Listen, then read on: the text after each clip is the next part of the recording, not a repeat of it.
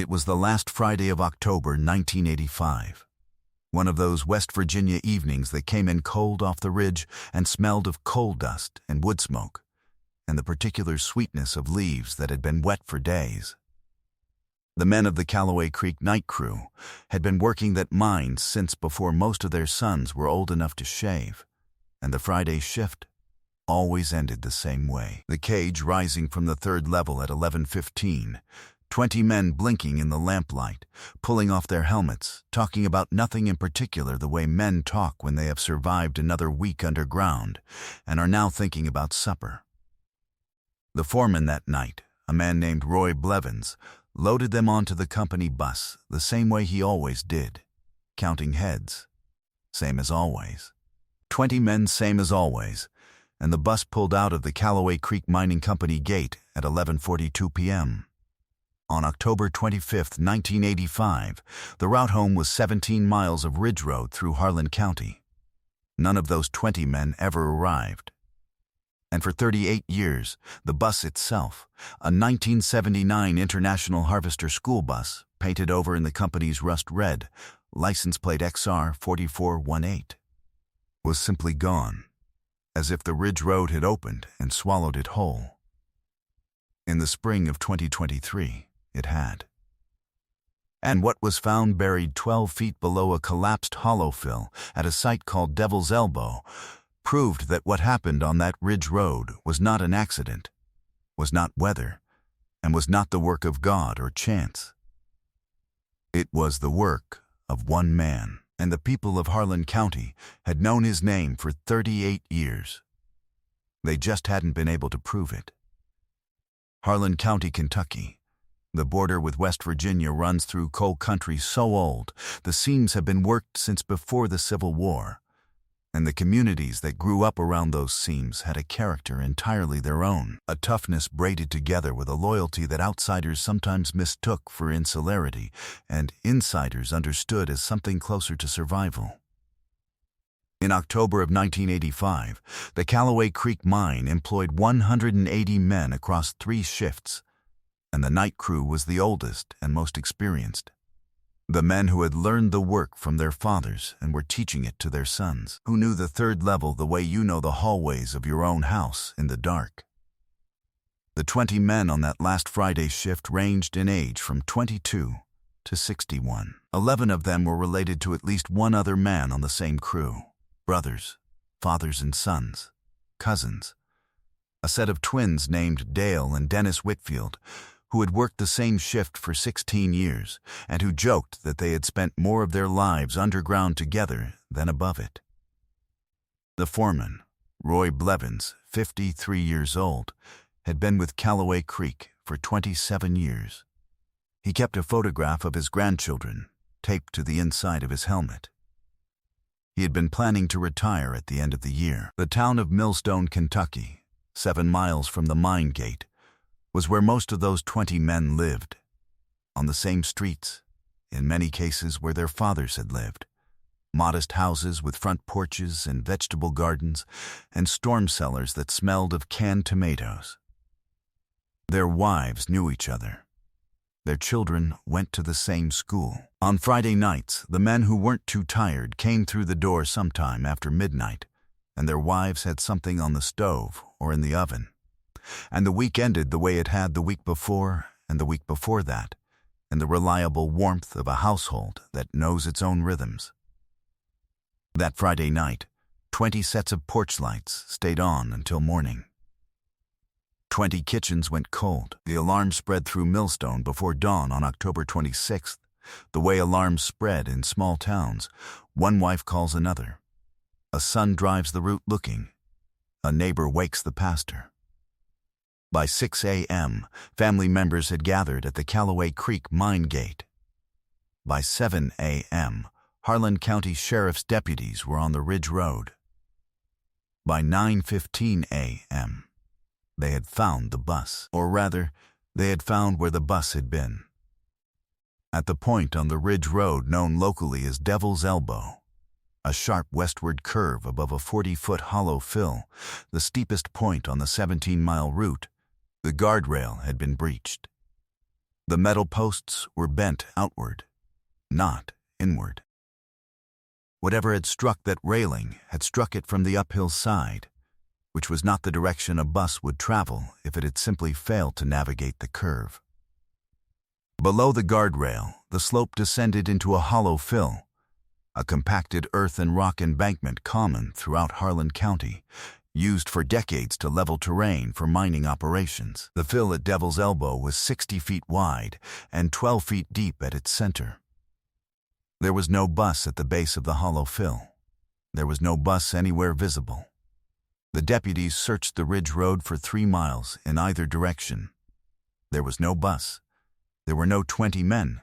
There was only the bent guardrail and the disturbed surface of the hollow fill below it, where the earth had been moved and replaced, and investigators noted this and could not explain it, where the surface showed signs of having been compacted by machinery heavier than a bus. By nightfall on October 26th, the Harlan County Sheriff's Office had requested Kentucky State Police assistance. By the following morning, the investigation was being treated as a mass disappearance with suspected criminal involvement. The hollow fill had been identified as the primary area of interest. Excavation was ordered. The excavation ran for 6 days. It found nothing. The equipment available in 1985, operating in an active mine district where the subsurface geology was complex and unstable, could not reach 12 feet in a hollow fill without risk of collapse. On November 3, 1985, the excavation was suspended. The investigation continued. The hollow fill remained. That detail, the fill, the machinery marks, the inconclusive excavation, was recorded in the case file by Kentucky State Police Detective Sergeant Gerald Owens. He documented it, flagged it as unresolved, and spent the next 11 years treating it as the answer to a question no one yet had the tools to ask. From the first week of the investigation, one name appeared at the edges of every conversation investigators had with people who knew the Callaway Creek operation. His name was Vernon Crate. He was 44 years old in October of 1985, the site operations manager for Callaway Creek's parent company, a man whose authority over the mine extended to the scheduling of shifts, the routing of company vehicles, and, critically, the management of the mine's earth-moving equipment, which included 2 Cat D8 bulldozers contracted to a surface reclamation project at Devil's Elbow that had been ongoing since August of 1985. The reclamation project at Devil's Elbow had been formally completed and signed off on October 24, 1985, one day before the bus disappeared. Detective Sergeant Owens interviewed Crate 4 times between November 1985 and March 1986. Crate was composed, cooperative in manner, and surrounded by legal counsel from the second interview onward. He acknowledged the coincidence of the reclamation project's timing. He acknowledged that company equipment had been present at Devil's Elbow through October 24th. He denied any knowledge of what had happened to the bus or the men on it. He produced a signed reclamation completion certificate for that site dated October 24th. He produced a fuel log showing the Cat bulldozers had been moved to a different site on the morning of October 25th, the day before the men disappeared. The fuel log was dated in Crate's own hand. Owens noted this. He could not prove the dates had been altered. There was no physical evidence connecting Crate to the hollow fill or to the bus. There was no witness who had seen the equipment at Devil's Elbow after October 24th. And there was no bus. The families of the 20 men had by this point organized under the name the Millstone 20, a term that began as something the newspaper used and became something the families claimed for themselves, a way of insisting that 20 people did not simply cease to exist. They held vigils. They hired their own attorney, a man from Lexington who filed a civil suit against the Callaway Creek parent company that proceeded for 6 years and settled without any finding of liability or any disclosure of new information. They sent letters to the Kentucky governor's office every October 25th. Some years, a staffer wrote back. By 1992, 7 years had passed. Roy Blevins's wife, Nadine, had moved from Millstone to live with her daughter in Pikeville, but she came back every October 25th to the mine gate where they had all gathered that first morning. She brought photographs, one for every man on the crew, and she laid them along the fence in a line the way you lay flowers. She did this for 37 years. She was 81 years old in the autumn of 2022, and she told her daughter that she intended to keep doing it until she had an answer, or until she couldn't. By 2002, 17 years had passed.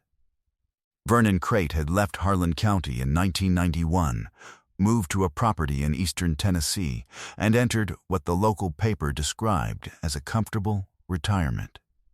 His name had not appeared in the case file since 1990.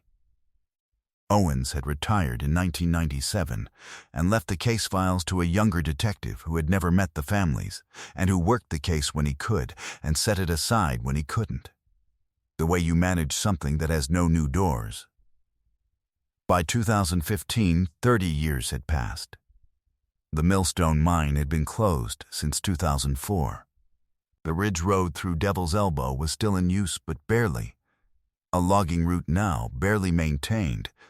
The guardrail at the curve replaced at some point in the 1990s, without any marker noting what the original had been. The hollow fill below it had grown over with scrub pine and blackberry cane. It looked like every other hollow fill on every other ridge in Harlan County. Every case on this channel represents weeks of research, verifying facts, and piecing together real lives that deserved better. If you want us to keep uncovering the truth behind stories like this one, please take a second to like this video, subscribe, and let us know in the comments where in the world you're watching from. Your support is what makes this possible. Now let's get back to the men of the Millstone 20. The case had been cold for nearly 4 decades when, in March of 2023, a geophysical survey team contracted by a Kentucky Department of Transportation road improvement project ran a ground-penetrating radar pass along the Ridge Road corridor near Devil's Elbow. The technology was being used to assess subsurface stability before a planned road widening project. It was not being used to find anything in particular. The ground-penetrating radar operator, a surveyor named Marcus Webb, was running a standard depth scan at approximately 11 a.m. on March 7, 2023, when his equipment returned an anomaly at 12 feet below the surface of the hollow fill at Devil's Elbow. The return signature was consistent with a large metallic object, consistent, specifically, with a vehicle chassis. Webb flagged the anomaly, documented its coordinates, and filed a report with the Transportation Department. The report noted the anomaly and its approximate dimensions, consistent with a vehicle approximately 35 feet in length, and recommended further investigation before roadwork proceeded. A Transportation Department supervisor, reviewing the report 3 days later, pulled the name of the road, the name of the location, and searched it.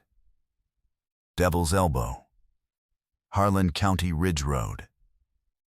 The name returned 40 years of search results, the oldest of which were about 20 men who had never arrived home. The supervisor called the Kentucky State Police. Detective Sergeant Amara Hutchins, 39 years old, assigned to the KSP Cold Case Unit, received the call on March 13, 2023. She had been assigned the Millstone 20 file the previous year as part of a statewide cold case review. She had read every page. She had driven the Ridge Road. She had stood at the hollow fill at Devil's Elbow and looked at it for a long time. She knew exactly what the anomaly was before the excavation confirmed it. The excavation began on April 3, 2023. Modern ground-penetrating radar guidance, a directional excavation protocol, and equipment calibrated for unstable hollow fill geology none of which had existed in 1985, allowed the team to reach 12 feet without collapse risk. On April 11th, at 2:47 p.m., the excavator's bucket struck metal. At 4:15 p.m., the roof of the bus was visible. At 6:30 p.m., enough of the structure had been cleared to confirm the company markings and the license plate, XR4418. Rust red paint. The 1979 International Harvester. 38 years underground. Intact, Hutchins called Nadine Blevins that evening. Nadine was 81 years old. Hutchins told her they had found the bus. Nadine was quiet for a moment. Then she said, "Roy's in there, isn't he?" It was not a question. He was. All 20 men were. What the forensic examination of the bus and the remains of the 20 men established over the following months was methodical, terrible, and exact. The physical evidence confirmed what Gerald Owens had suspected in 1985 but could never prove. The bus had not gone over the guardrail under its own momentum. It had been pushed.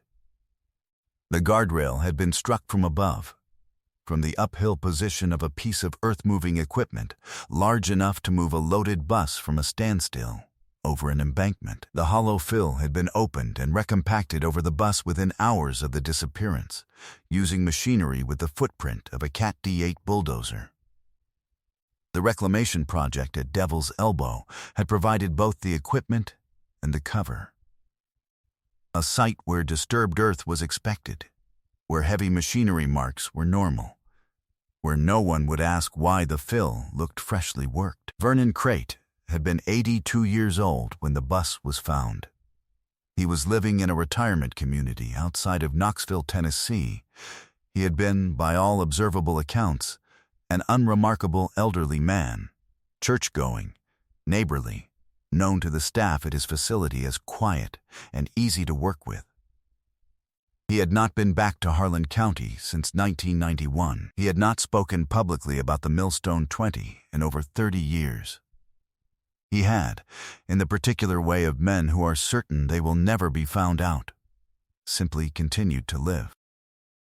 Court documents filed in connection with the subsequent investigation confirmed that, on the basis of the physical evidence recovered from the site, the fuel log alteration, demonstrated by forensic document examination to have been backdated using ink and paper consistent with materials unavailable on the date it purported to be written, and a recorded statement made by a former Callaway Creek equipment operator who came forward in May of 2023 to report that Crate had ordered him to move the Cat bulldozers back to Devil's Elbow on the night of October 25th and had paid him in cash to stay quiet.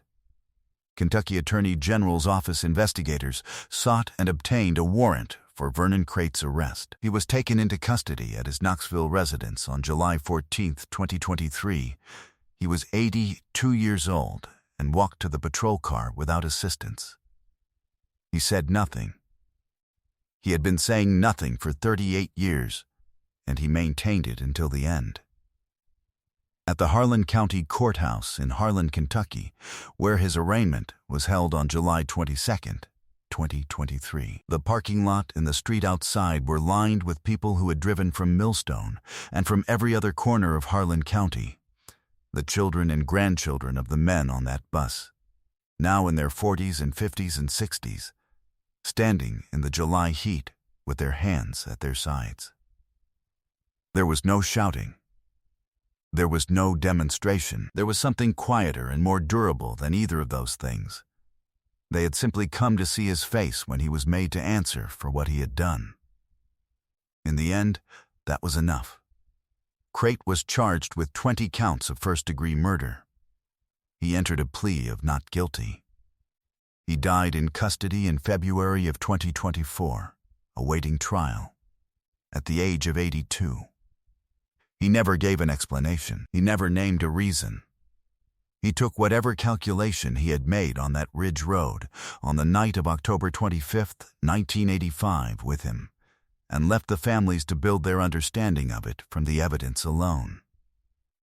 The 20 men of the Millstone night crew were, by any measure, ordinary men, miners, fathers, husbands, brothers, the twin sons of a woman in Millstone who had outlived both of them without ever knowing what had become of them. Dale and Dennis Whitfield were found in the back of the bus, seated together, the way they had ridden every shift for 16 years. Roy Blevins was in the foreman's seat near the front, where he had always sat to count heads. 20. Same as always. The men were returned to their families in the summer of 2023. They were buried, most of them, in the same cemetery in Millstone where generations of Harlan County miners had been buried before them. On October 25, 2023, the 38th anniversary of their disappearance, Nadine Blevins went to the mine gate one final time. She brought the photographs, as she always had, and she laid them along the fence in a line. Then she picked them up again. She brought them home. She put them in frames. The ridge road at Devil's Elbow is still there. The hollow fill has been excavated and cleared. A state-issued historical marker was installed in November of 2023, visible from the road. It gives the names of all 20 men in alphabetical order. Roy Blevins is near the top. Dale and Dennis Whitfield are near the bottom. All 20 are there. The equipment operator who came forward in May of 2023, a man in his 70s who had lived with what he knew for 38 years and had waited, he said, until the bus was found to be certain anyone would believe him, was not charged. The Attorney General's office noted his cooperation and his decades of silence as factors they weighed together, and decided that the weight of what he had carried was its own kind of sentence. What does it say about one man's capacity for evil that he could look at 20 men he had worked alongside, men whose children he knew, and do what Vernon Crate did on that ridge road, and then go home and continue to live for 38 more years as if it had never happened? What made ground-penetrating radar find in 2 hours what 6 days of 1985 excavation could not? And how many other cases are waiting for a technology that is right now being developed for an entirely different purpose? And what do you think justice means when the man responsible dies before a verdict? Does the finding of the bus, the recovery of the men, the naming of the crime, constitute justice on its own? Leave your thoughts in the comments. 20 families spent 38 years asking questions. They deserve the conversation that follows. Justice found the men of the Millstone 20 after 38 years. Stories like theirs are why this channel exists. If you believe truth is worth pursuing no matter how long it takes, subscribe so you don't miss the next case. More are waiting in the description below. Thank you for being here.